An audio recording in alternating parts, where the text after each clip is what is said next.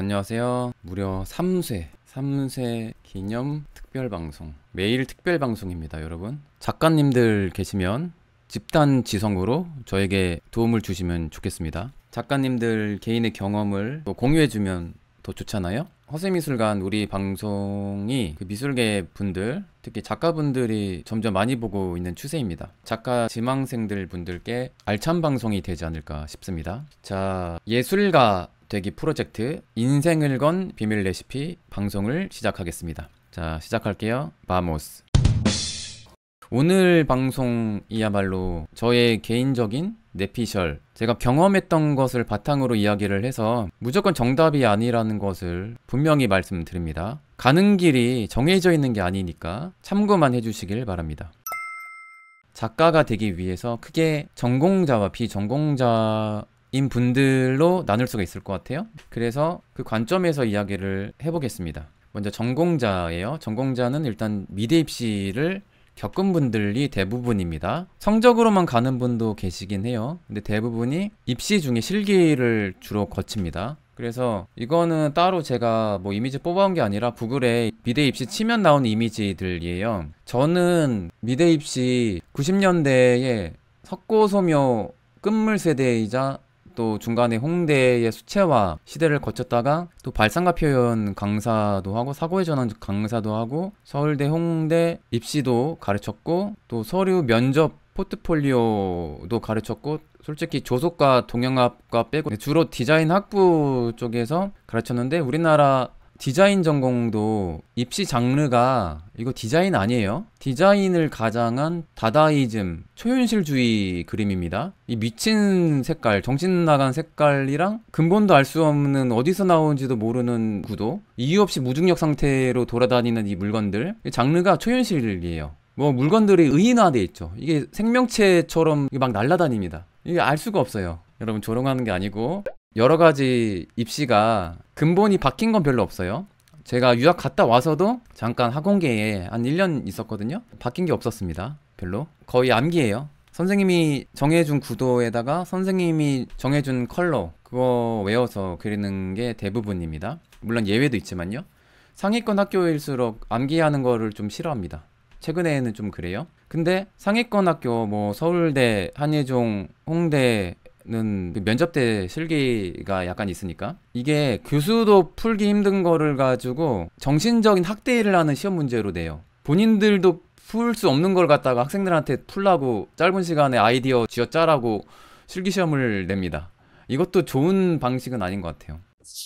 그 전공자 학과는 여러 가지가 있지만 크게 회화과, 옛날에는 서양학과라고 주로 불렀죠. 그리고 조속과는 그래도 지금까지도 주로 실기가 있습니다. 그리고 동양학과, 디자인 학부로도 뽑는 경우도 있는데 과가 나눠져 있는 경우도 있죠. 산업 디자인 혹은 공업 디자인, 시각 디자인, 뭐 패션, 섬유 미술 디자인, 목 조형 디자인, 금속 조형 디자인 외에 여러 가지가 있습니다. 유리 도예 과도 있죠. 학교별로 전공 이름이 조금 다르긴 해요. 미대 입시가 화가가 되기 위해서 꼭 필요하냐, 배워서 나쁠 건 없을 수도 있는데 배우는 게 독이 되는 경우도 있습니다. 근데 많은 작가가 되려다가 붓을 꺾은 분들이 핑계대는 게 미대 입시 강사하면 뭔가 틀에 박혀가지고 내 그림 못 그린다 이렇게 이런 말도 하긴 하거든요. 근데 그거는 하기 나름인 것 같아요. 소묘력을 요구합니다. 정확한 형태력, 그리고 따라 그리는 재현 능력, 그럴싸하게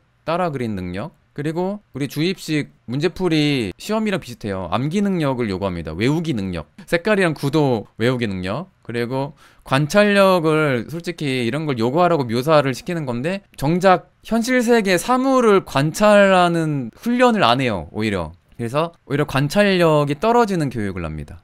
저는 입시 교육을 받은 학생들을 전 누구보다 많이 안다고 생각하는데 관찰을 안 하는, 눈을 갖게 돼요. 오히려 창의력으로 뽑냐, 일부는 그런 경우도 있긴 하지만 대다수는 창의력과는 먼 실기 방식으로 뽑습니다. 근데 중요한 게 있는데 이거 무조건 단점만 있냐? 아니에요. 가장 큰 메리트가 하나 있거든요. 한국인들의 가장 큰 강점이기도 한 전투력을 강화시키기에 딱 좋은 입시 테스트입니다. 살아남는 서바이벌 능력, 생존 능력을 테스트하는 평가라고 저는 생각하고, 이런 전투를 한번 치르면 이게 작가가 되는 데 있어서 전투력은 도움이 된다고 생각해요. 근데 그 외에는 크게 배울 건 없다라고 생각합니다. 그리고 많은 연예인 화가들을 전공자들이 좀 까는 경우에 그게 있어요. 솔직히 미대 입시 자체가 화가가 되거나 어떤 작가가 되는데 직접적으로 막 도움된다고 생각은 별로 안 하는데, 예외도 있지만요. 근데 그런 게 있어요. 어떤 마인드냐면, 너 이 입시 미술 전투 치러봤어? 모르잖아. 이런 전투를 치른 다음에 전후에 마인드가 있습니다. 그걸 겪은 사람과 아닌 사람과는 좀 차이가 있긴 합니다. 게다가 재수, 삼수만 하면요, 세상의 모든 짐을 다 짊어진 듯한 그런 고통을 겪기도 하거든요. 요즘에는 삼수 이상이 많지는 않은데 옛날에는 십수까지 장수생이라 불렀습니다. 한 사수부터 장수생이라 불렀어요. 저도 삼수에서 들어갔습니다. 전우회 같은 그런 마인드가 있어서, 나쁘게 말해 좀 꼰대 마인드이기도 해요. 소묘, 드로잉이나 배우고 와라가 약간 그런 마인드입니다. 입시 미술부터 배우고 오라는 거죠. 미대 입학은 필수인가? 근데 미대 입학의 가장 큰 의미, 기본기를 배우는 가장 큰 의미가 원래는 관찰력이라고 생각해요. 그 외에 조형 감각, 뭐 명암 능력이라든지 뭐 최소한 형태력 이런 거를 가르칠 수 있지만, 저는 개인적으로 똑같이 재현하는 능력은 극사실주의를 제외하고는, 극사실주의조차 카메라를 이용하면 되거든요. 솔직히 재현한 능력이 21세기 미술에서 주류는 아니에요. 근데 데생이라든지 드로잉 훈련이 필요 없냐? 저는 그렇게 생각은 안 합니다. 관찰을 하는 훈련은 정말 필요해요. 근데 문제는 입시미술을 경험한 미대생들의 관찰력이 떨어진다는 게 문제예요. 그러니까 기본기를 제대로 가르치는 게 아니란 거죠. 우리나라 학교 축구랑 비슷해요. 기본기 잘 안 가르치잖아요. 실전으로 바로 뛰잖아요. 입시미술도 저는 비슷하다고 생각해요. 정작 기본기를 안 가르칩니다. 사과 그리라고 시켰더니 사과를 한 번도 관찰한 적이 없어요. 선생님이 이상하게 초현실주의적으로 현실에 존재하지도 않는 날아다니는 이 사과를 그대로 똑같이 물방울 맺히게 색깔 밝은데 막 옐로우 태온, 중간 반사광 이렇게 공식대로 그리게 합니다. 재현 능력은 있지만 가짜 세상을 재현하는 능력만 키우는 거죠. 그래서 고정관념을 오히려 갖게 해요. 아, 그림을 이렇게 그리는 거지. 창의력과는 별도라서 필수는 아니라고 생각합니다. 이런 데생 능력, 사실을 재현하는 소묘력의 가장 큰 목표가 관찰한 능력이라고 했잖아요. 그럼 사물에 대해서 자세히 관찰하면, 예를 들어서 뒤로에 기도 안에 손을 가져왔지만 가까이서 관찰을 하면 사람 손이 이렇게 생겼네? 관절 이렇게 생겼고 주름이 여기 맺히는구나. 손톱은 여기가 더 밝고 어디가 어둡고 이쪽에 반사광이 맺히는구나. 이런 걸 보다 보면 새로운 세상이 보입니다. 평소에는 관심도 갖지 않은 진짜 세상을 마주치거든요. 그러면 오히려 고정관념을 깨트리게 돼요. 그래서 사실을 재현하는, 진짜 사실을 관찰하고 현실 세계를 그대로 바라보는 객관화 능력은 정말 필요합니다. 그러니까 세상에 대한 객관화 훈련이기도 해요. 이런 과정은 필요하지만 결과값으로 완벽하게 잘 그릴 필요가 없다는 게 제 생각이에요. 제가 말하는 이 가짜 사과가 이거예요. 불타는 사과, 여기에 이 까맣게 탄 거를 되게 좋아합니다. 토마토도 탔고 사과 타게 그려요. 성냥도 탔고 무조건 블랙을 찍어야 됩니다. 그래야 합격하기 때문에. 왜냐면 이 전투력 테스트라서 생그림이 눈에 들어오거든요, 채점장 가면. 그래서 이 거북이도 블랙이 무조건 있고, 네, 페인트 붓에도 있고 주전자에도 있고, 세상에 실제 사물 관찰할 때 블랙이 보이는 경우가 많지 않거든요. 투명한 페트병도 블랙이 이상하게 맺혀요. 제가 말했죠, 초현실주의 그림이라고. 이유 없이 공중부양합니다, 사물들이. 시험 문제가 그러면 사물들을 공중부양하게 그리시오라고 했냐? 그런 적이 한 번도 없어요. 근데 이유 없이 공중부양하는 구도로 45도로 이렇게 시키지도 않았는데 이게 유리한가 봐요. 그래서 이렇게 그립니다. 그럼 이게 정답처럼 여기죠. 이 중에서 여기 사과는 관찰을 열심히 하셨네요. 여기 선생님이 그 연구자 같고. 여러분, 이게 특정 학원 일부러 가져온 게 아니라 미대 입시 치다가 이렇게 나온 거예요. 구글 랜덤으로 나온 거니까 특정 학원 비방하고 그런 거 아닙니다. 저도 이런 거 가르쳐 봤으니까 뭐 그런 건 없어요. 자, 그러면 전공자 관점에서 화가가 어떻게 되냐, 작가들이 어떻게 하냐, 이걸 좀 보겠습니다. 미술대학 진학하면 회화과, 동양학과, 조석과, 공예, 디자인 학부에서 여러 전공으로 나누고, 입학 전에 우리나라는 뭐 해외에도 그런 경우도 있지만 지금은 학부제로 바뀌어서 1, 2학년 때 다 배우는 경우도 있겠네요. 퓨전을 하는 경우도 있지만 아직도 처음부터 1학년 때부터 전공을 나눠서 수업하는 경우가 많습니다. 그래서 특이하게 자신에 대해서 아무것도 모르면서 입학 전에 난 이게 맞겠지 하면서 그냥 전공을 선택합니다. 그러면 그나마 난데 점수로 전공을 선택하는 경우가 더 많아요. 최근에 디자인과 나면 돈 번다는 착각 때문에 디자인과가 인기가 더 많아서 경쟁이 치열하거든요. 그래서 디자인과 쪽이 좀 점수가 높은데 다 그렇진 않아요. 네, 어쨌든 그러면 이제 후순위로 회화과, 그 다음에 한 조속과 정도 될까요? 마지막이 뭐 이거 동양학과, 공예과, 뭐 판학과 이런 과들이 이렇게 서열로 밀려납니다. 그러니까 자기의 성향이랑 진로, 취향이랑 상관없이 그냥 이렇게 결정해 버린다라는 거죠. 그런데 어차피 진학하기 전에 이게 내가 맞을 거야 라는 착각을 할 수밖에 없어요. 전공해보지 않으면 모릅니다, 어차피. 그래서 랜덤으로 그렇게 전공해도 나쁘진 않다. 이 경험 자체는 다 의미가 있다고 생각해요. 미대 진학하면 크게 이론 수업과 전공 실기 수업이 있죠. 그 외에 뭐 미술사 수업하는 경우도 있고 미술 비평 수업도 있고 디테일이 또 있습니다. 이제 졸업할 무렵에는 포트폴리오 수업하는 경우도 있고, 그리고 대부분의 미대에는 졸업 전시를 하죠. 그거를 통과를 해야 졸업을 보통 합니다. 하는 게 의미가 있지 웬만하면 졸업은 시켜주죠. 그래서 미대를 가면 학과 문화가 있어요. 선배 문화가 있는 데도 있고, 전반적으로 미대가 이제 선후배 관계가 이제 점점 없어지는 과정이 있습니다. 이미 없어진 경우도 있고, 학교를 같은 학교 어디 나왔대요, 누가.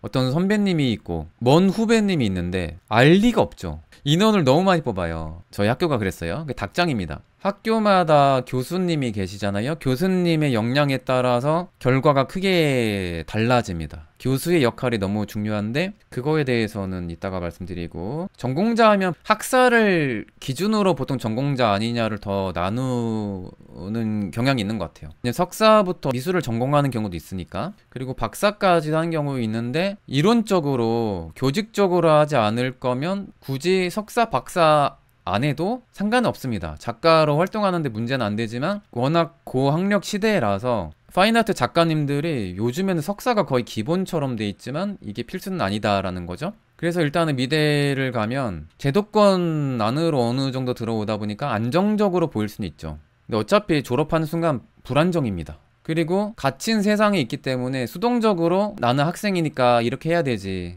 아직 전시는 나중에 석사하고 해야지, 이런 고정관념이 생겨서 되게 수동적으로 생각하는 마인드가 있는 경우가 많아요. 그리고 입시의 장단점을 말씀드렸고, 이런 전투력을 가진 것에 대해서 리스펙해요. 표현력은 그래도 전공자다 보니까 안정적인 편이죠. 기본적으로 드로잉 능력은 다 있습니다. 근데 관찰을 못하는 학생이 태반이에요. 어쨌든 미대인들끼리 네트워크가 있으니까 장점이 있지만 이 네트워크의 장점을 살리지 못하는 사람도 많기 때문에 이것도 하기 나름인 것 같습니다. 이 교수법이 형편없으면 차라리 교수님이 방목하는 게 훨씬 낫습니다. 이상한 마인드로 막 가르치잖아요? 오히려 방해가 될 수가 있죠. 그래서 이게 운이에요. 교수님 잘 만나면 달라질 수 있습니다. 이 스승의 역할이 저는 중요하다고 생각해요. 근데 좋은 교수님의 확률이 저는 좀 많이 떨어진다고 생각해요. 일단은 불성실한 교수님 많죠.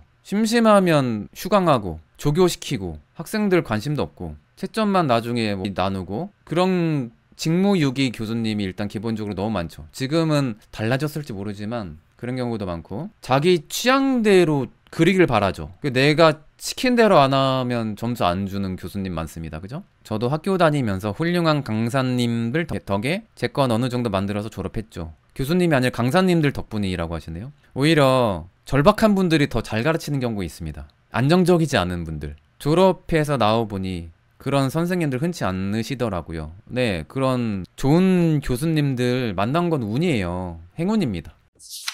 그런 게 있어요. 미대에 나온 전공자들 혹은 기본기를 엄청 강조하는 분들이 대표적으로 예시를 드는 게 피카소가 있습니다. 피카소가 어릴 때부터 천재였고 기본기를 완벽하게 마스터했기 때문에 20세기에 이 큐비즘, 세상을 바꾸는, 시대를 바꾸는 창의적인 그림을 그렸다, 혁명적인 작품을 그렸다라고 완전히 결과론적인 해석이거든요. 합리화시키죠. 특히 입시 미술 쪽 원장님들이 되게 합리화 많이 시켜요. 피카소가 특이한 케이스이지 무조건 기본기 완벽했다고 새로운 패러다임을 바꾸는 그림을 더 잘 그릴 가능성이 있다 이런 거는 아니라고 생각해요. 피카소가 워낙 자기 브랜딩을 잘해서 그걸 합리화시키는 것뿐이지 피카소 완벽이라고 할 수 있을까요? 역대 천재들과 비교하면 피카소의 이 사실 재현 능력이 그 천재들끼리 비교했을 때 그 중에서도 천재일까? 저는 약간 회의감 들입니다. 예고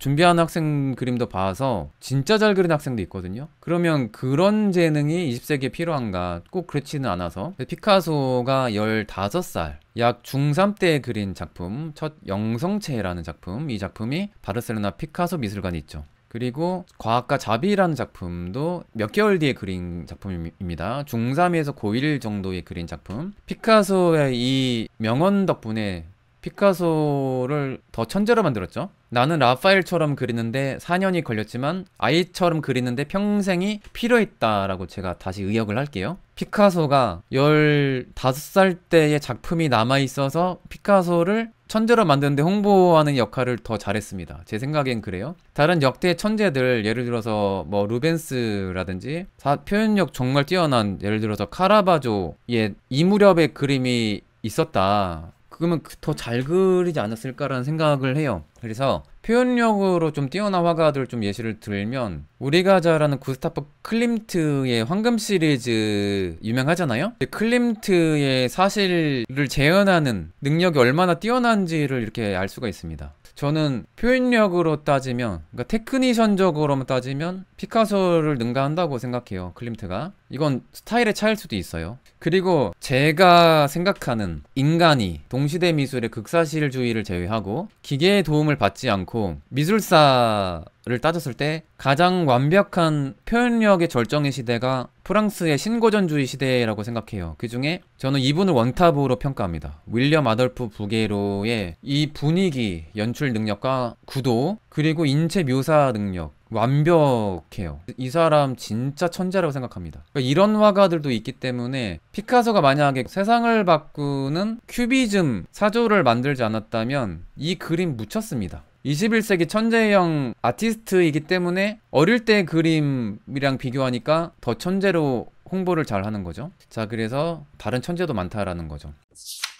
독학으로 화가 되는 그런 관점으로 이번에 이야기를 해볼게요. 비전공자는 약간 차별적인 발언 아닐까요? 어쨌든 독학 화가들 스스로 공부를 해야 됩니다. 스스로 역량을 강화할 수밖에 없어요. 이론 공부하는 방법은 다양하죠. 책 읽어도 되고 유튜브 볼 수도 있고, 그렇죠? 인터넷으로 공부할 수도 있는 거고요. 챗 GTP로도 공부할 수 있는 시대죠. 그래서 이론은 하기 나름인 것 같아요. 오히려 진짜 열심히 하면 전공자보다 이론을 더 잘할 수도 있습니다. 이건 대처가 가능하네요. 그죠? 근데 실기를 혼자 하려면 힘드니까 어느 정도 배워야 되니까, 그래서 문화센터에 의존할 수도 있는 거고 평생 교육원 같은 데에서 간접적으로 짧게 실기를 경험할 수도 있는 거죠. 그리고 온라인 클래스로도 이렇게 요즘에 좀 잘 나오잖아요. 그렇게 배울 수도 있는 거고, 그림 유튜버들도 요즘에 많잖아요. 그래서 따라하면서 그렇게 배울 수도 있는 거죠. 그리고 그런 미술 실기 서적도 있으니까 그걸 통해서 배울 수도 있습니다. 근데 이게 또 문제가 뭐냐면 문화센터라든지 뭐 취미미술의 강사들도 문제는 입시미술로 가르쳐요. 지금 순수회화, 수채화 입시미술은 안 나와서 그렇지만 사과 그릴 때 공식대로 이렇게 가르칩니다. 그래서 이거 문화센터 취미미술 위험합니다. 문화센터 취미미술 5년 배우잖아요. 주입식 입시미술보다 더 위험해요. 게다가 전시까지 하니까 이제 작가평까지 걸리게 됩니다. 이거 되게 위험해요. 뭐 예외도 있지만요. 그래서 입시를 거치지 않다 보니까 드로잉을 진짜 열심히 연습해야 됩니다. 틈만 나면 그려야 돼요. 이것만 해도 꽤 많이 늡니다. 장수만큼 늘어요. 그런 기간이 있거든요. 전공을 안 했으니까 이렇게라도 무조건 해야 됩니다. 그리고 매체 실험도 뭐 할 수가 있는 거고, 근데 무조건 유화로 아크릴 물감으로 숙달돼서 그릴 필요가 없는 게 뭐냐면 자신만의 재료와 자신만의 기법이 필요한 시대라서 자신만의 기법을 숙달하면 굳이 전공을 할 필요는 없긴 하거든요. 그리고 미술사는 이론 알아서 공부해야 되는 거고 트렌드도 공부를 해야 됩니다. 그죠? 중요한 게 뭐냐면 전시를 통해서도 많은 학습을 할 수가 있어요. 근데 정작 미대 전공자들은 전시를 많이 안 보는 경향이 있습니다. 오히려 미대생들이 전시장 많이 안 가요. 뭐 예외도 있지만요. 좋게 보면 정해진 틀이 없다 보니까 능동적으로 학습할 수밖에 없습니다. 그죠? 비관습적이고 고정관념 오히려 가지지 않게 되는 장점이 있어요. 예외도 있습니다. 문화센터 오래 다니면 주입식 입시 미술보다 더 심각해져요. 잘못하면. 일단 자율성이 보장돼 있다 보니까 유연하죠, 사고가. 근데 어쩔 수 없이 학위가 없다 보니까 다는 안 그러지만 학위에 대한 열등감이 있는 분들이 꽤 많으세요. 독학이면 독학이고 작품 좋으면 우와 더 대단하다 생각하는 경우도 있거든요. 근데 나는 독학이고 학위도 없지만을 계속 강조하면 오히려 되게 자신감 없어 보입니다. 그래서 솔직하게 나 독학했고 나 내 기법대로 한다 그러면 자신감이 있으면 상관이 없거든요. 근데 스스로 그 열등감을 갖는 게 더 안 좋은 거죠. 그런데 이것도 그게 있어요. 학위를 가져보지 않은 분들 입장에서는 그럴 수가 있습니다. 네. 그리고 전공을 하지 않다 보니까 전공자들끼리의 네트워크가 없어서 약간 고립되는 경향도 있지만 이것도 여러 커뮤니티를 참여하는 방식으로 만들 수가 있습니다. 이건 하기 나름이에요. 표현력에 대한 열등감을 갖는 경우가 있거든요. 그리고 되게 많이 오해하는 게 있어요. 아 그렇죠. 퓨리님 말씀대로 잘나시다가 아무래도 학위가 필요하다면 방통대를 가시기도 하고 이러는데 방통대나 사이버대에 가는 경우도 있는데 제 생각에는 이건 제 생각일 뿐이에요. 학위가 필요한 경우, 그러니까 유학 가는 경우, 석사를 가고 싶어서 하는 경우가 아니면 학위 자체로 따졌을 때 저는 독학이 더 메리트 있다고 생각해요.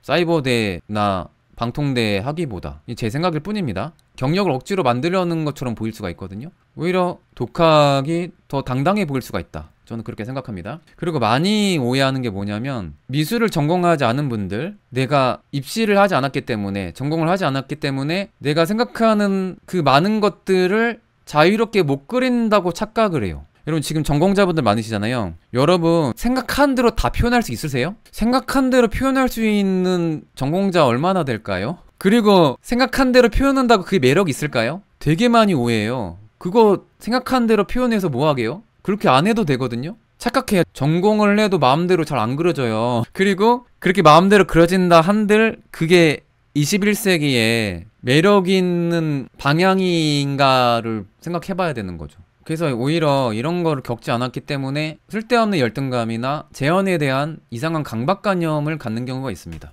그럴 필요가 없는데 전공하건 아니건 생각나는 대로 표현하는 거 힘들어요. 그리고 그게 정답도 아니고요. 그걸 좀 말씀드리고 싶었습니다. 그래서 대표적인 독학 천재 화가 앙리 루소 같은 화가가 있죠. 피카소도 이 앙리 루소의 재능을 부러워했다고 하죠. 이분은 돌아가시기 전이 전성기였습니다. 피카소가 띄워졌어요. 근데 전성기 얼마 안 되고 바로 돌아가셨습니다. 안타까운 분이죠. 그러니까 이것도 하기 나름인데 조금 더 자신을 적극적으로 홍보했다면 결과는 달라졌을 수도 있습니다. 아니면 시대를 좀 잘못 타고 난 경우도 있죠. 그러니까 이런 게 운이에요.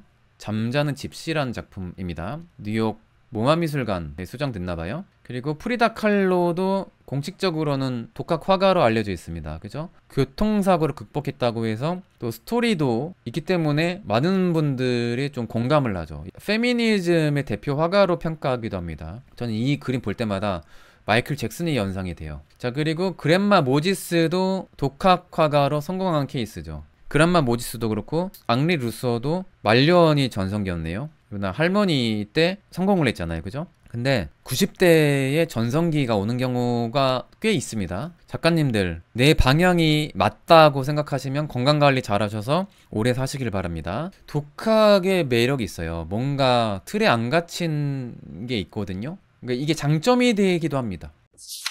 일단은 포트폴리오 뭐 4학년 때 수업하는 경우도 있는데 편집 디자인의 전공 분야가 시각 디자인이거든요. 근데 저도 디자인 전공했지만 CD과 아니란 이유로 편집 디자인 감각에 대해서 학부 내내 소홀히 했거든요. 나는 이 분야 아니니까 뭐 몰라도 되지. 이 3D 렌더링이랑 뭐 드로잉하고 아이디어가 중요하지 이렇게 생각했는데 4학년 때 너무 필요한 거예요. 편집 디자인 감각이. 그리고 회화과, 순수미술, 뭐 조속과 포함해서 파인아트 계열의 작가님들한테 진짜 필요합니다. 근데 작품은 그렇게 감각적으로 그리는데 포트폴리오 디자인이 공대 수준이에요. 폰트 진짜 촌스럽고 해외에 외국인이 하는 한식당 폰트체로 포트폴리오 만드는 진짜 촌티나는 포트폴리오를 내면 진짜 안타깝죠. 그리고 작가 노트는 계속 기록하는 게 좋고요. 고화질 촬영도 해야 되고 포트폴리오 만들려면 도록을 제작하면 좋은데 그 갤러리나 미술관에서 제작해주는 경우도 있죠. 이게 포트폴리오가 되는 경우도 있습니다. 그러면 훨씬 더 디자이너가 편집했기 때문에 유리하죠. 그리고 포트폴리오는 온라인 버전이 요즘엔 더 중요해졌습니다. 도록 같은 오프라인 버전도 기회가 될 때 뭔가 잡으려면 필요하긴 합니다. 그리고 시리즈별로 진화 과정을 좀 표현하는 게 좋죠. 그리고 캡션이 정말 중요한데 캡션도 해외에 되게 세계적인 갤러리들이 캡션을 어떻게 표기하는지 좀 보시고 제목, 한글, 영문 버전 어떻게 표기하는지 그런 거를 잘 정리해야 됩니다. 근데 이거는 전공을 꼭 해야 가능한 게 아니에요. 전공 안 하더라도 관심 있잖아요. 나 포트폴리오 진짜 멋있게 만들어야지 마음이 중요한 거예요. 그러면 배울 수 있는 곳은 지금 널려 있습니다. 서점에 가서 볼 수도 있는 거고 챗GPT에 가장 편집 디자인 잘하는 웹 디자인 사이트가 어디냐 아니면 그런 플랫폼이 어딨냐 그거 찾아보시면 돼요. 저도 이번에 자료 조사하면서 찾아봤어요. 여기 글로벌 디자이너 작품 플랫폼이라고 합니다.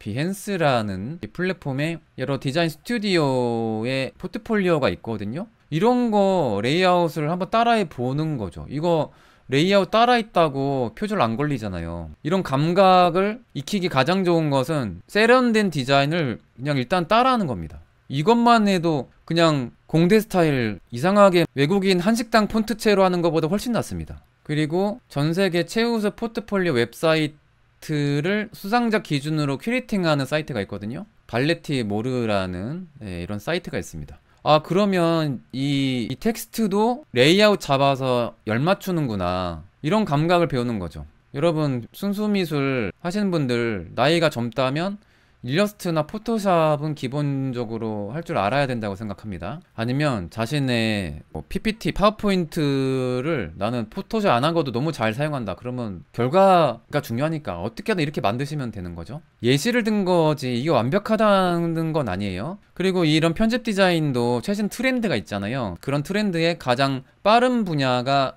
패션과 광고 쪽입니다. 근데 그런 잡지나 웹사이트를 좀 보시면 감각 익히기에 너무 좋죠. 자 여기 컴마트라는 요 사이트, 요 매거진이거든요. 여기가 광고, 그래픽, 일러스트레이션, 사진 등 비주얼 디자인 분야에 되게 권위가 있는 잡지입니다. 이런 거를 좀 참고하시면 되는 거죠.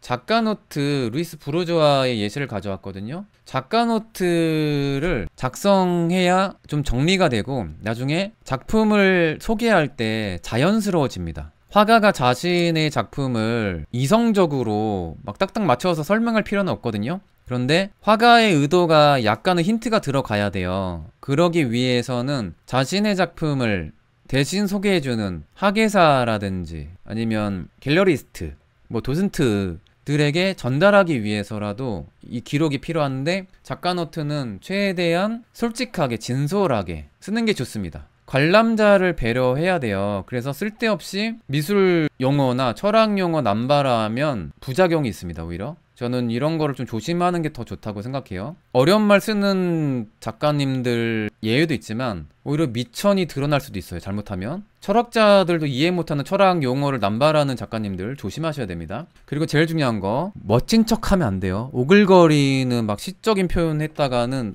진짜 작품이 더 이상하게 보여요. 내 자신을 수준껏 그대로 표현하는 게 낫지 어디서 누구 거장 흉내내면 더 이상해 보여요. 그리고 이상한 수식어 막 멋진 척 문장 기교 부리면 더 허접해 보입니다. 그래서 문장은 자기가 글을 잘 쓰지 않은 이상 조심해야 돼요. 간결한 문장이 더 좋다고 생각하고 이 작품의 키워드가 뭘까? 나는 이런 거를 중점적으로 생각한다. 이런 게 있을 거 아니에요? 그런 것을 작가 노트에 기록하는 게 좋죠. 루이스 부르조아가 내 작업에는 불안, 집, 가족, 반복이 주요 키워드다. 작가 노트에도 내 작품을 이해할 수 있는 핵심 단어를 던진다라고 했습니다. 자신도 작품하다 보면 내가 뭐를 생각하면서 작업했지를 잊어버릴 수가 있어요.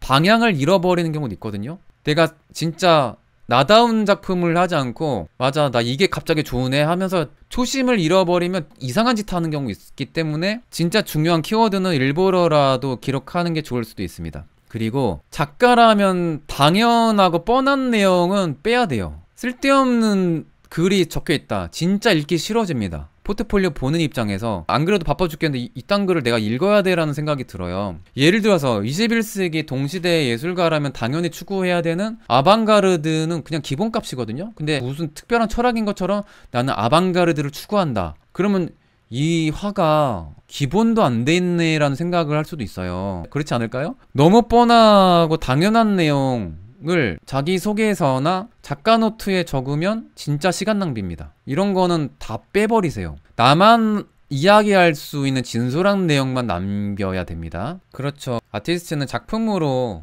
대화를 하는 사람이에요. 평가라기보다는 말빨로 글빨로 어필하는 직업 아니잖아요. 그런데 작품이 괜찮잖아요? 평타만 쳐도 괜찮아요. 근데 제가 생각하는 거는요, 많은 걸 바라는 게 아니라 이상하지만 않아도 괜찮다고 생각합니다. 말도 아주 못하지만 않아도 되고 글도 못 쓰지만 않아도 되지 잘 쓸 필요가 없어요. 근데 너무 자신을 꾸미려다가 더 이상하게 보인다는 게 문제죠. 그리고 이제 홍보입니다. 자기 작업에 대해서 정확하게 간단하게 말할 수 있으면 되는 거 아닐까요 하시는데, 그런데 중요한 것은 힌트만 줘야 되지 정답을 말하면 안 됩니다. 정답이 애초에 있으면 안 되고요. 작가의 의도는 있을 수 있어요. 근데 독자가 바라봤을 때 정답이 되면 안 됩니다. 이런 거는 조심해야 되죠. 잘 쓴 글 예시가 있을까요 하시는데, 한강 책 읽어보세요. 그렇게 쓰시면 됩니다. 작가 노트 잘된 예시를 따라 하는 게 의미가 없어요. 자신의 이야기를 쓰는 거라서. 근데 이거에 맞추면 돼요. 멋부리지 않고 뻔한 내용만 빼고 나만 쓸 수 있는 내용만 남기고 나머지 싹 빼면 됩니다. 평타만 치면 된다고 생각해요. 그래서 홍보를 하는 방법이 여러 가지가 있습니다. 지금 활동하는 작가님들이 대신에 바쁘긴 하지만 어떻게 보면 옛날에는 직접 뛰어다녀야 됐거든요. 피카소는 자기 그림 알리려고 갤러리 직접 발로 뛰어다니면서 홍보했어요. 근데 요즘에는 SNS라는 아주 좋은 툴이 있잖아요. 그냥 작업하다가 올리면 되잖아요. 작품 과정. 근데 그것조차 귀찮다고 안 하는 분들이 너무 많으세요. 자기가 스타가 아니면 자신을 도와주는, 홍보를 잘해주는 미술계의 네트워크가 갖춰지지 않으면 무조건 해야 됩니다. 그리고 정기적으로 업로드를 해야 되는데 제가 그렇게 강조해도 이걸 잘 듣는 작가가 없어요. 해시태그 잘 남겨야 되고, 어르신 작가들 해시태그의 원리를 잘 모르셔서 띄어쓰기 제발 하지 마세요. 창작 과정을 이렇게 보는 분들과 공유하면서 완벽한 걸 올릴 필요 없습니다. 과정을 올려도 돼요. 그러면서 자신의 펜을 만들어가고 자신의 편을 만드는 거죠. 팬이자 내 편을 만드는 거예요. 그리고 SNS 안 하는 분들의 가장 큰 핑곗거리가 있거든요. 내가 이 SNS에 작품 올리면 나만의 기법을 누가 도용할 게 두려워서 안 하는데요. 제 그런 말 들을 때 할 말이 없습니다. 여러분, 이전에 세계적인 거장들 작품 다 봤잖아요. 그 작가님들 영향을 안 받았다고 장담할 수 있나요? 그렇게 영향받아서 그리는 건데 본인의 작품 자신만의 대단한 게 있으면 벌써 소문나고 거장이 됐겠죠. 그런 걱정 때문에 못 올리는 거는 진짜 한심한 짓입니다. 근데 그런 말 하는 사람 치고 대단한 기법 있는 분 못 봤어요? 누가 도용할 것 같아서 못 올린다? 착각하시면 안 됩니다. 예, 절대. 그리고 개인 홈페이지가 있으면 진짜 좋아요. 되게 신뢰성 있고 프로페셔널해 보이고 성실히 준비한 이미지가 있습니다. 그래서 지금 보는 작가님들 욕심이 있으면 다 홈페이지 만드세요. 그리고 유튜브로도 소통하는 분 계시는데 영상하는 분 아니라면 안 해도 된다고 생각합니다. 그리고 온라인 갤러리 플랫폼을 통해서 홍보하는 경우도 있긴 하죠. 꾸준히 인스타그램으로 소통하면서 메가 갤러리와 협업하면서 성공한 대표 사례 안나 웨이언트라는 작가가 있습니다. 이분 제 생각 피드를 많이 성공한 뒤에 삭제를 많이 한 것 같습니다. 근데 가고시안과 일할 때까지 성장 과정을 보면 인스타로 꾸준히 이 독자들과 소통을 했다고 합니다. 그리고 가고시안과 연인이 되면서 더 유명해졌죠. 지금은 헤어졌습니다. 자, 그리고 포트폴리오를 되게 잘 홍보하는 대표 작가 중에 최근에 활동하는 작가를 일부러 가져왔습니다. JD 차라는 한국계 캐나다 작가님이거든요. 지금 현재 런던에 거주하고 있습니다. 밴쿠버 출신이고 오히려 우리나라 한국 작가보다 더 한국적인 것을 시도하는, 아 이거 작두칼 아닌가요? 시칼인가? 이분도 무속적인 거 되게 좋아합니다. 요즘에 무속이 대세인가 봐요, 여러분. 한국의 신화, 샤머니즘에 영향을 받았다고 합니다. JD 차 포트폴리오 한번 보시길 바랍니다. 정리를 되게 잘 하셨더라고요. 그리고 글로벌 예술 플랫폼 중에 아트시가 되게 유명하죠. 2009년 뉴욕에서 창립을 했고 세계 최대 온라인 미술품 거래 사이트 플랫폼입니다. 근데 이 아트시는 주로 갤러리와 아트페어, 경매사, 그러니까 이런 회사나 기관급과 교류를 해요. 개인이 올리는 플랫폼은 아닙니다. 그래서 3,000개 갤러리가 등록을 한 상태입니다. 그러니까 메가 갤러리도 협업을 많이 해요. 회원만 따지면 230만 명이 된다고 합니다. 근데 이게 그림 판매하는 사이트 역할만 하는 게 아니라 아티스트 인터뷰, 미술계 트렌드, 발표, 미술계 소식, 컬렉터 교육 컨텐츠, SNS 소통 등 다방면의 예술계의 흐름을 주도하는 사이트이기도 합니다. 여러분, 제가 얼마 전에 얘기한 것처럼 초현실주의가 대세인 것 같습니다. 제가 모르는 작가이긴 하지만 이 발상이 초현실주의가 깔려 있네요. 그리고 개인이 올려서 그림 판매하는 사이트가 있거든요. 사치 아트라는 사이트가 있습니다. 사치 갤러리에 뿌리를 두고 있어요. 미국 LA에서 시작됐다고 하고 94,000여 명의 작가가 등록했다고 합니다. 근데 여기 사치 아트에서 플랫폼 수수료는 35%가 된다고 합니다. 근데 대신에 갤러리와 협업하는 과정 중에 이렇게 올리잖아요. 작가 평판이 안 좋아질 수 있으니까 장점이 아니라 마이너스가 될 수도 있으니까 조심하는 게 좋고, 그리고 여기서 판매하는 작가님들 대다수가 올리지 않아도 인스타 통해서도 이미 자신의 브랜드 파워가 어느 정도 있는 분들이 판매가 되지, 알려지지 않은 작가들은 검색도 잘 안 돼요. 그래서 무한 경쟁에서 현타가 올 수도 있습니다. 그래서 자체 브랜드가 있는 작가들이 오히려 유리하다라는 거죠. 그리고 이제 전시 경력을 쌓아야 됩니다. 그죠?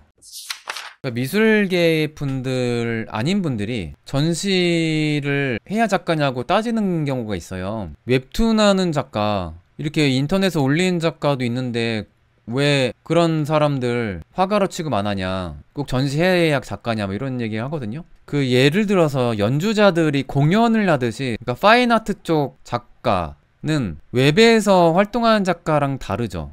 일러스트로 업로드하는 작가랑도 다릅니다. 공연을 해서 관람객들과 소통하고 평가받는 것처럼 파인아트 쪽 작가도 전시를 통해서 경력이 쌓입니다. 그래서 작가들에게 전시는 작가를 평가하는 가장 중요한 잣대예요. 이거는 미술계의 분들은 다 이해하지만 전시를 한 번도 안 해본 분들, 제3자가 돼서 왜 전시를 꼭 해야 되냐 이해를 당장은 못할 수 있습니다. 그럴 수 있어요. 근데 작가들에게 전시는 그만큼 중요합니다. 크게 대관 전시와 초대 전시로 나눌 수가 있고 그룹 전시와 개인전으로 나눌 수가 있죠. 그래서 대관 전시는 초창기 신진 작가들이 많이 개인 투자로 장소를 빌려서 비용을 지불하고 전시를 하는 공간을 말합니다. 대관 갤러리 전문이 따로 있어요. 갤러리 입장에서 유지를 하려면 대관을 하는 경우도 있지만 대관만 하면 갤러리의 평판이 좀 안 좋아질 수가 있습니다. 그리고 작가도 대관 전시만 한다, 나 돈 많아, 살 사람 있어, 그래서 대관 전시만 한다, 그러면 절대 성장을 못하죠. 그래서 작가님들은 웬만해서는 초창기를 제외하고 대관 전시 한두 번 제외하고는 초대 전시를 해야 이 경력이 쌓인다고 보시면 돼요. 그래서 갤러리에서 초대를 해서 갤러리에서 기획하는 경우도 있고 독립 큐레이터, 기획자가 기획하는 전시도 있어요. 그래서 독립 큐레이터가 대안공간이나 어떤 특정한 대관 공간 내에서 기획자가 초대를 하는 경우도 있어요. 이런 경우는 괜찮습니다. 그런 경우 공모를 해서 초대가 되면 전시를 하죠. 그래서 기본적으로 설치비, 운송비를 제외하고는 갤러리에서 비용을 다 지불을 해요. 근데 이 갤러리마다 좀 다릅니다. 돈 내는 전시가 아니에요, 기본적으로. 예, 설치비, 운송료는 작가 기본값이에요. 우리나라 문화가 그렇습니다. 그리고 초대 전시 하다 보니까 처음에는 받아주는 게 감사한 거죠. 근데 이제 이런 전시가 쌓이다 보면 갤러리의 레벨도 중요합니다. 그래서 어느 정도 경력이 쌓이면 작가도 갤러리의 평판이나 인지도, 갤러리스트, 갤러리 대표님의 성향과 자신과 맞아야 되니까 그런 것을 이제 따지게 되는 거죠. 반대로 갤러리 입장에서도 맞는 작가였는지 이걸 좀 따지죠. 기본적으로 갤러리 초대 전시의 경우 갤러리 판매 수수료가 있습니다. 보통 5대5로 나눠요. 작가 5, 갤러리 5, 퍼센트는 50대 50. 이제 작가 성장이 있어서 미술관 전시가 되게 중요해요. 그래서 공모 심사를 거쳐서 초대받게 되는 거죠. 근데 지인 찬스도 있어요. 어떤 갤러리냐, 그리고 어떤 기획자냐에 따라서 결과가 또 달라집니다. 오는 사람 군이 달라져요. 갤러리의 영향력 인지도가 그래서 중요합니다. 맨날 초대한 갤러리에서만 전시하면 당연히 성장 못하죠. 그리고 맨날 교류하는 미술관에서만 또 한다. 당연히 성장 못하죠. 계속 넓혀야 됩니다. 작가의 영향력을 넓혀야 돼요. 전시를 통해서. 그리고 그룹 전시는 기획자가 초대하는 경우도 있고 우리끼리 하자 해서 그냥 대관해서 그룹 전시 하는 경우도 있어요. 이 경우에도 대관하면 판매를 하면 그 전액 작가가 수익을 가져갑니다. 갤러리 대관을 한 쪽에서 대관비를 받았기 때문에 판매 관여를 하면 기본적으로 원래 안 돼요. 근데 편법으로 대관인데 할인했다는 핑계로 또 판매 수수료를 가져가는 경우가 있어요. 근데 이거 되게 좀 이상합니다. 그러면 이미지가 더 안 좋아져요, 갤러리 입장에서. 그리고 대한공간 있죠. 대한공간도 기본적으로 이제 상업성을 추구한 게 아니라서 작가가 무료로 초대받습니다. 미술관 그룹 전시도 있고 이 경우에는 학예 연구사가 기획을 해서 초대하는 경우가 많죠. 혹은 외부 독립 큐레이터가 또 기획하는 경우도 있고요. 근데 전시마다 다릅니다. 개인전 이력이 정말 중요합니다. 그룹전으로 아주 바쁘면 뭐 2년에 한 번 정도도 괜찮은데 1년에 한 번은 하는 게 좋다고 생각합니다. 이 이력을 봤을 때 오랫동안 쉬잖아요? 묻습니다. 이거 뭐 하셨냐고? 3년 이상 공백 기간이 있다. 그러면 되게 치명적이에요. 홍보도 이게 한계가 있습니다. 전시를 통해서 홍보가 되거든요. 그래서 그만큼 중요하죠. 작가가 살아있다면 전시를 해야 됩니다. 작가가 작품을 열심히 하는데 전시를 안 한다? 그러면 살아있는 게 아니에요. 작가로서 살아있다면 전시해야 됩니다. 작가는. 그리고 비엔날레 같은 경우는 뭐 대형 그룹 전시긴 하죠. 근데 이 경우 총감독이 있어요. 큐레이터 역할을 하는 거죠. 총감독이 주도해서 작가를 선정합니다. 혹은 총감독이 중심이 돼서 심사하는 팀을 만들죠. 혹은 갤러리로부터 추천을 받기도 해요. 그래서 이거는 인맥이 진짜 중요합니다. 네트워크. 작가님들 살아계시면 다들 전시하세요. 작업만 열심히 한다. 아무도 세상에는 알아주지 않습니다. 자, 대관 전시 제가 일부러 뉴욕 갤러리 검색해서 이렇게 해놨는데 대관 전시 되게 조심해야 되는 게 있습니다. 초대 전시를 가장하면서 개인 인스타 DM 통해서 작품 너무 좋네요. 초대하고 싶습니다 하면서 원래 이 가격인데 선정돼서 50% 할인이라고 이렇게 할인이 예를 들어 100만 원이에요. 감사합니다 하면서 내가 드디어 초대받았구나 하면서 전시하는 경우 있어요. 여러분 괜찮은 갤러리는요 이렇게 돈 내고 초대 안 합니다. 그런 거 호구되지 않길 바랍니다. 근데 공간이 너무 좋다. 나 이 정도 값을 내고 전시하고 싶다. 그러면 뭐 괜찮아요. 근데 그런 경우는 초창기 진짜 전시 경력 없을 때는 그렇게라도 해야죠. 근데 예를 들어서 개인전 뭐 5회 이상 했는데 전시 꽤 했는데도 그런 호객행위 당하는 경우도 있어요. 그리고 뉴욕 전시 이렇게 작가님들한테 막 DM 오거나 이메일 와서 전시하라고 작품 너무 좋다고 막 현혹하거든요. 역시 뉴욕에 자릿세 엄청 비싸잖아요. 평소에는 뉴욕에 활동하는 작가들 전시하다가 유지하기 너무 힘들어서 한국 작가들 약간 호구로 봐서 홍보를 막 이메일로 보내고 DM 보냅니다. 그래서 뉴욕에서 전시하면 뭐 있어 보이니까 상당수의 한국 작가들이 거금을 내고 뉴욕 가서 전시를 해요. 근데 문제는 그 대관 전시의 갤러리스트 대표가 미술계 네트워크와 아무런 상관이 없는 분이 주인장인 경우가 있어요. 아니면 한인 교민이 운영하는 뭐 이런 거. 그러면 자기 만족하면 상관없지만 별로 도움이 안 된다고 생각합니다. 노땡큐 하시길 바랍니다. 거의 기본값입니다.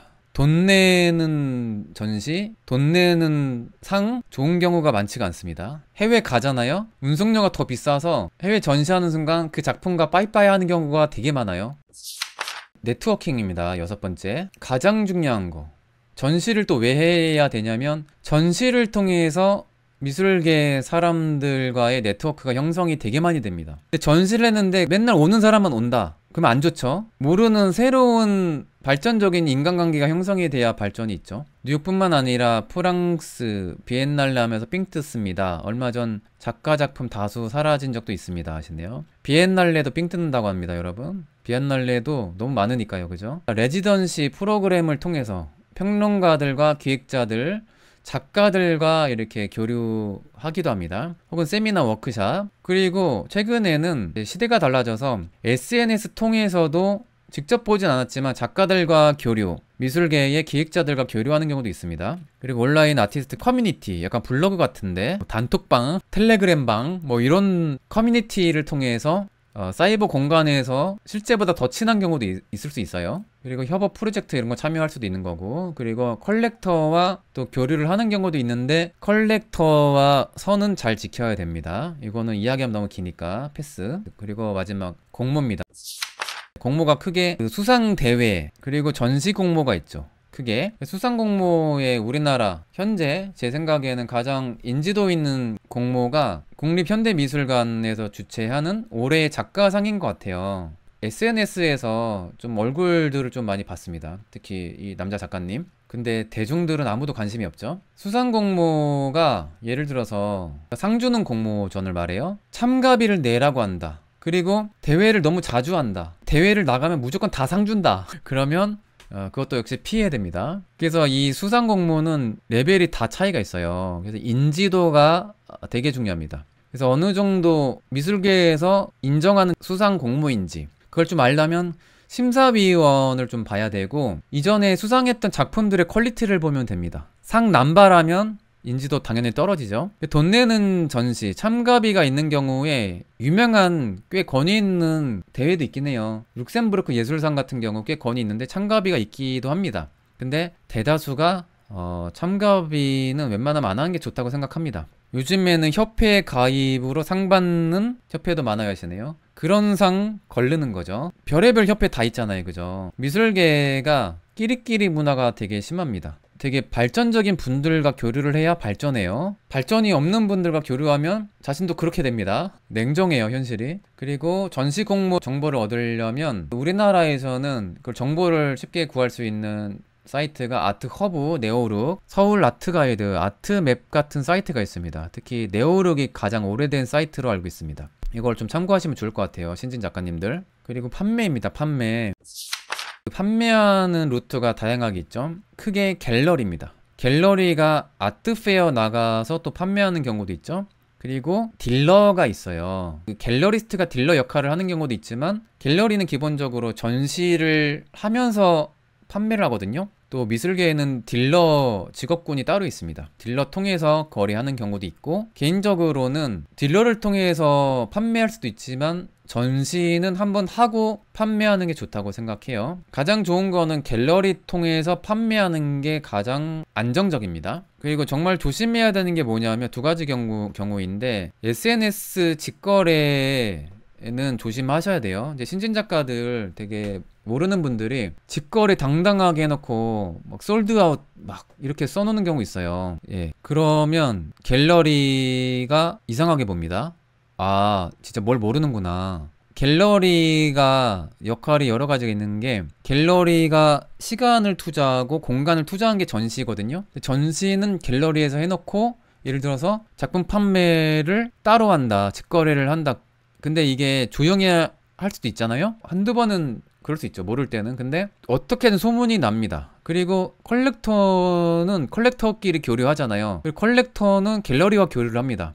이 작가 직거래에서 할인받아서 샀는데 그러면 그 순간 작가 이미지가 날아갈 수가 있어요. 그래서 이거 패거리 문화 아니냐 그렇게 볼 수도 있지만, 작가 입장에서 영리해야죠. 미술계에서 나의 영토를 넓혀야 되고 나의 편을 많이 만들어야 유리해요. 근데 직거래를 하면 나의 편이, 나의 사람이 떨어져 나가게 되고 나중에 외로워집니다. 그래서 되게 조심해야 돼요. 그리고 경매가 있죠. 경매. 우리나라는 크게 두 가지 큰 경매 회사가 있죠. 근데 저는 개인적으로 세계적인 소도비아 크리스티가 여러 한국의 제재 때문에 못 들어온 걸로 알고 있는데, 저는 들어와서 같이 경쟁을 해야 발전한다고 생각해요. 미술 경기가 좋을 때는 상관이 없는데 경매를 통해서 이렇게 막 판매하는 경우에 제 생각일 뿐입니다. 너무 국내형 작가가 있어요.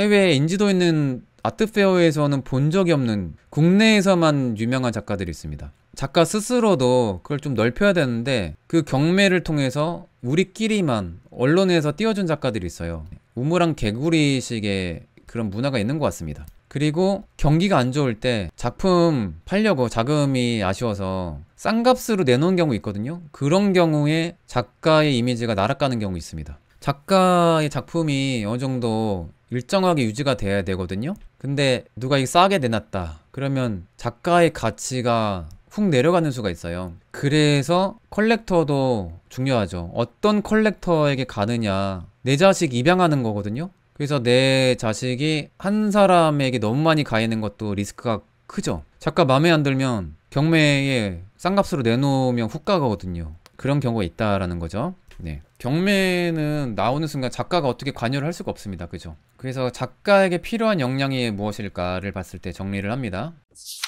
특정 작가 언급 조심하시길 바랍니다. 저는 아무 말도 안 했어요. 제가 갤러리 대표님들한테 이야기하면 가장 많이 듣는 이야기, 작가의 뭐 철학, 새로움, 스타일 이런 거 얘기 안 하고요. 작가 사람 본다는 이야기 제일 많이 합니다. 인성을 본다고 제일 많이 해요. 그래서 작가의 뭐 여러 가지 능력이 있겠지만 사회성이 있으면 좀 유리합니다. 배려하는 마인드. 어차피 사람 일이라서 다 100% 만족할 수 없거든요. 가끔은 양보하는 경우도 있어요. 근데 그거를 절대 손해 안 보려고. 근데 이게 그런 게 있습니다. 너무 이렇게 커뮤니티 작가들끼리 폐쇄적인 공간에서 막 교류를 하잖아요. 그러니까 작가들끼리만 이제 모여 있다 보니까 반대 입장에서 생각을 안 해서 이런 경우에 절대 계약서 사인하지 말고 절대 손해보면 안 되고 그렇게 막 세뇌시키는 경우 있거든요. 근데 갤러리도 이 수준이 있고 레벨이 있고 다 사람의 관계잖아요. 작가의 레벨이 높으면 그걸 당당하게 요구할 자격이 있죠, 당연히. 근데 작가 그 정도 아닌데 하나도 손해 안 보려고 이거 왜 안 해줘요? 이건 제가 왜 해요? 운송료 왜 제가 해요? 이런 거 다 따지잖아요. 그 누가 전시를 해줘요? 그 작가 외에도 할 사람 널렸거든요. 그러면 갤러리들이 싫어하죠. 그래서 그런 융통성이 필요합니다. 어떤 말투로 이야기하냐. 작품은 괜찮은데 말투가 싼마이다. 기본적으로 욕설이 기본이다. 막 반말투로 이야기한다. 그 이미지가 안 좋아지죠. 그리고 작가가 말에 계속 뒤바뀐다. 약속 안 지킨다. 그런 것도 너무 안 좋죠. 근데 뭐든지 예외는 있습니다. 인성이 개차반인데 작품 전시했다면 무조건 완판이다.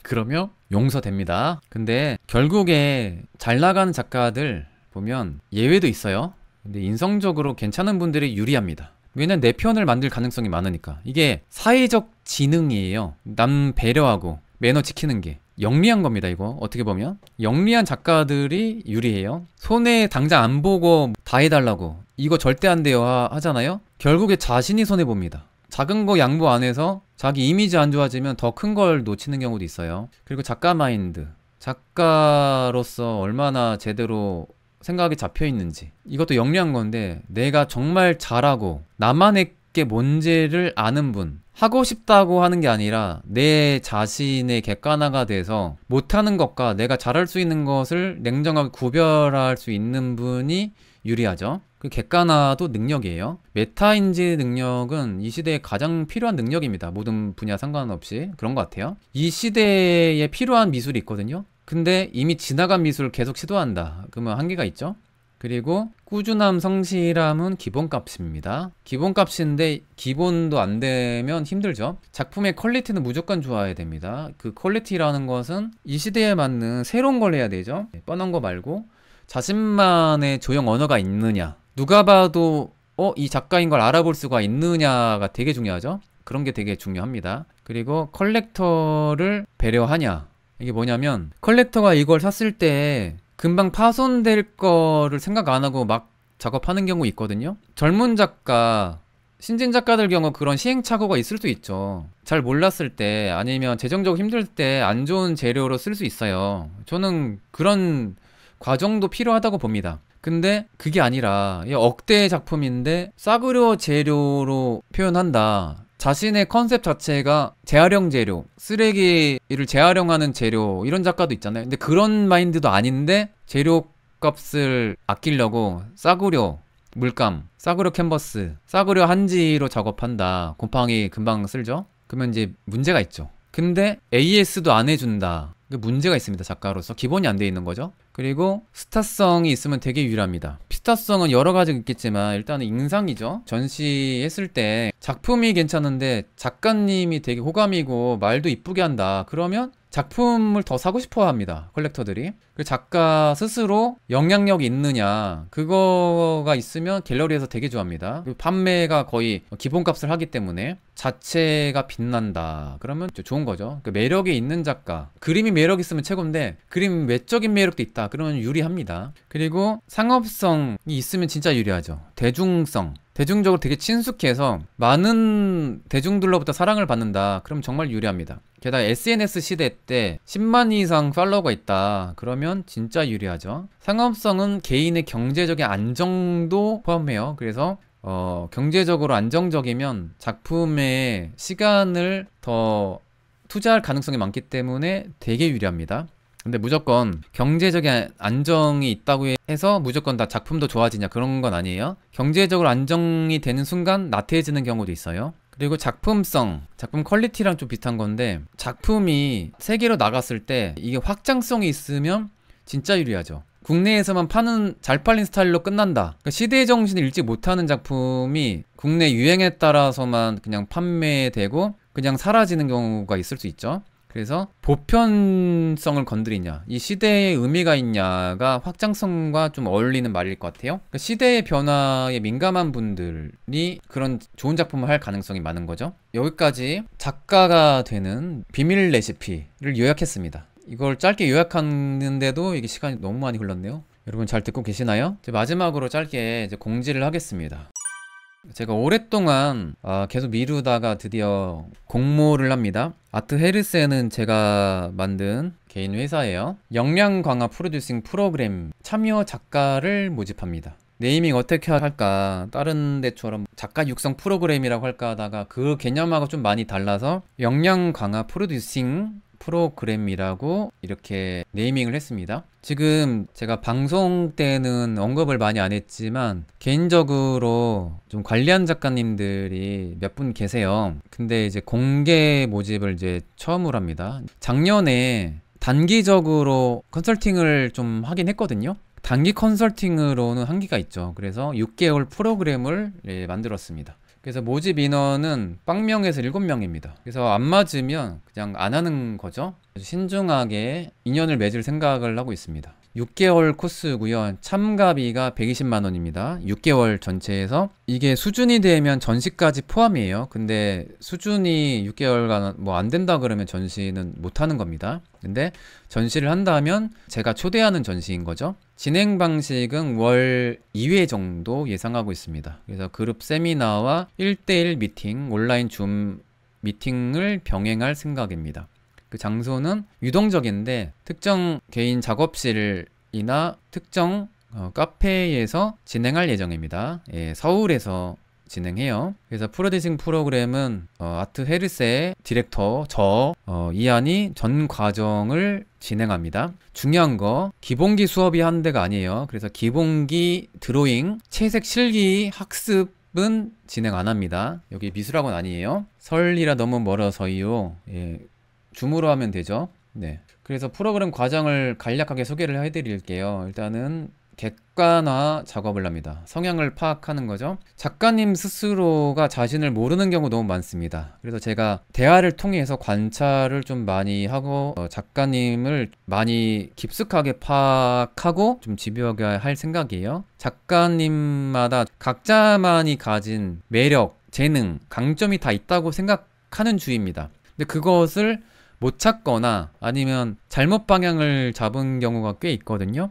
그래서 가장 유리한 경쟁력을 분석하고 절대 하고 싶은 게 아니라 잘할 수 있는 것에 집중할 수 있도록 이렇게 방향을 같이 잡을 생각입니다. 그러니까 제가 일방적으로 이거 해라가 절대 아니라 작가님과 이렇게 동의가 필요한 거죠. 작가님 보니까 이걸 잘하는데 왜 안 하세요? 이렇게 되는 거예요. 잘할 수 있는 걸로 방향을 잡아요. 근데 이게 이제까지 해왔던 방향과 맞으면 좋은 거고요. 그러면 이제 더 발전적으로 되는 건데 아예 애초에 방향 자체가 유리하지 않은 엉뚱한 걸 하는 경우가 있어요. 이코나 작가님이 엉뚱한 방향으로 작업을 하고 있더라고요, 옛날에. 그래서 제가 같이 해서 방향을 틀었죠. 방향을 그래서 이제 설정을 합니다. 하고 싶은 게 아니라 장점에 집중하고, 이건 반복되는 거죠. 작업 루틴을 만듭니다. 예, 작가님과 동의를 하는 거죠. 그리고 목표 설정을 해야 돼요. 얼만큼 작업을 할 건가. 그리고 이건 뭐 홍보도 포함해서 국내외 트렌드 분석해서 작업 방향을 또 선정하고, 레퍼런스 할 건 또 하고, 트렌드 분석해서 이거 유행대로 하자가 절대 아니라 작가만이 좀 돋보일 수 있는 방향을 설정을 하는 거죠. 졸업하면 아무도 사실대로 이야기 안 해줍니다. 예, 맞아요. 작가님들과 친한 분들은 절대 솔직한 이야기 못 해줍니다. 솔직한 이야기 해주는 순간 멀어져요. 그래서 자기와 친한 사람 평가 걸러들어야 됩니다, 여러분. 자, 그리고 세 번째, 작가의 작업 방식을 또 연구합니다. 그래서 작가만의 매체 재료를 또 찾아야 되죠. 그래서 미술사의 거장들을 롤모델로 장점이라든지 레퍼런스 할 수 있는 거, 접목을 하면 또 새로운 게 될 수가 있으니까 이런 걸 좀 또 연구하게 됩니다, 같이. 그래서 작가만의 차별화된 개념, 철학일 수도 있고요. 어떤 마인드로 작업하냐, 이 시대에 어떤 의미가 있냐를 연구를 할 겁니다. 객관화 멘토링 세션인데, 현직 큐레이터, 갤러리스트, 갤러리 대표님, 현직 작가님들의 그 비평하는 시간도 가질 생각입니다. 근데 비판을 위한 비판이 아니라 발전적인 피드백을 좀 하려고 합니다. 그래서 결과를 발표하는데 그게 전시가 됩니다. 그래서 전시할 때 그 허세미술관 유튜브 통해서 홍보를 할 생각입니다. 그래서 우리 구독자도 초대하고 세상에 최대한 많이 알리려고 최대한 홍보를 할 생각입니다. 기획전을 할 생각이에요. 6개월간 얼마나 발전했는지를 보는 전시기도 하고, 그 과정을 작가가 동의를 하면 그것도 하나의 홍보 수단이 되고, 오히려 스토리를 보면 팬이 생기는 경우도 있거든요. 그래서 작가가 동의한다면 그 과정도 유튜브를 통해서 홍보를 할 생각입니다. 지원 방식, 일단은 급하신 분들 인스타 DM이나 이메일로 바로 개인 프로필 이력, 포트폴리오, 제 구글 폼 아직 작성 안 했거든요. 일단 바로 급하신 분들 바로 보내주시면 됩니다. 어느 기간 선착순 이런 거 없어요. 어느 정도 인원 모집하면 그냥 바로 시작합니다. 그리고 작가님도 저랑 맞아야 될 거 아니에요. 면접이 아니에요. 예, 인터뷰라고 할게요. 시작하기 전에 이제 줌으로 미팅을 한번 하고, 저도 되게 용기를 낸 거예요. 왜냐면 그냥 인간 관계가 일회성으로 끝나면 아쉽잖아요. 그래서 저도 신중하게 시작할 생각이라서 아무도 없으면 그냥 안 합니다. 지금 관리한 작가님들도 바쁘니까. 자, 아무튼 관심 있는 분들 많은 지원 바랍니다. 그리고 이제 개인적으로 홍보를 할게요.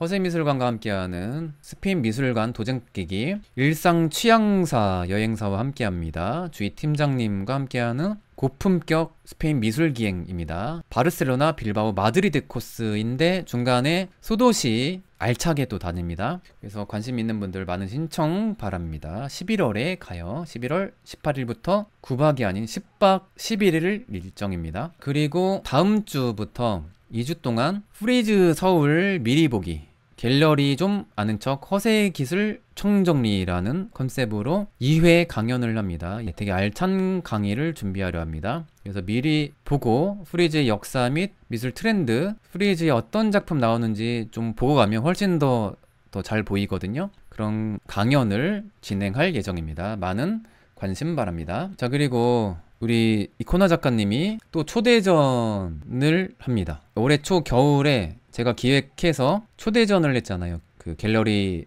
인드라망에서 제가 또 연결을 해드렸습니다. 아트스페이스 X에서 8월 19일부터 9월 14일까지 이코나 작가님 초대전을 해요. 여러분 무료 초대를 받았어요. 관심 있는 분들 서초구 신원동입니다. 많은 관심 바랍니다. 자, 그럼 이 정도까지 하고 마치겠습니다. 나는 스페인 미술관의 도슨트입니다. 무려 3쇄 꾸준히 팔리는 책입니다. 최근에는 도서관에서 많이 사주더라고요. 한두 권, 두세 권씩. 도서관에서 관심 있어 하는 책입니다. 지금 통계가 나오는데 한 90여 개 전국의 도서관에서 제 책을 이렇게 들여왔더라고요. 도서관용으로 되게 알찬 책입니다. 많은 뭐 학교 도서관 있잖아요. 또 학생들에게도 되게 좋은 책이니까 학교 선생님들 많이 신청해 주시길 바랍니다. 자, 끝까지 방송을 잘 들어주셔서 감사합니다. 저는 허세미술관의 관장 이한이었습니다. 아스타 루이고 부에나스 노체스. 여러분 굿밤 되세요.